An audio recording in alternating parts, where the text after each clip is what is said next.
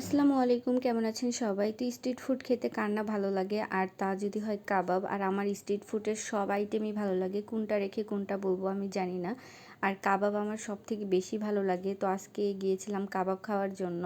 আর কাবাবটা, এখানকার কাবাবটা অনেক বেশি মজা। তো কাবাব খাওয়ার জন্য চলে আসছি। আর এই প্লেসটা হচ্ছে ওই যে পল্লী বিদ্যুৎ। তো আমি তো অলওয়েজ হচ্ছে পল্লী বিদ্যুৎই আসি খেতে।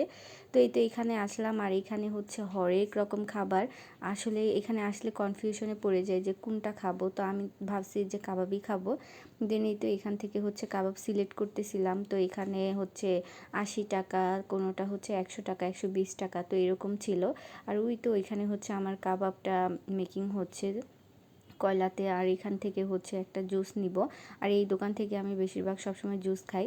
আর স্ট্রিট ফুড খেতে আসলে হয় কি যে একটু হ্যাসেল মধ্যে পড়তে হয়, কারণ হচ্ছে অনেক বেশি ভিড় থাকে, মানুষের অনেক আনাগোনা থাকে, যার কারণে আমি বেশি একটা মানে যাই না খেতে। তো এই তো আসলাম, আর এখানে এই তো আমার গরম গরম ধোয়া ওঠা কাবাবও চলে আসছে।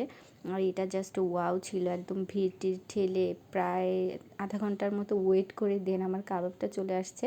আর কাবাব খেয়ে এই তো এখান থেকে বাসার জন্য হালিম নিয়ে যাচ্ছি। এই হালিমটা আমার অনেক বেশি ভালো লাগে। তো সব ভালো থাকবেন, আল্লাহ হাফিজ।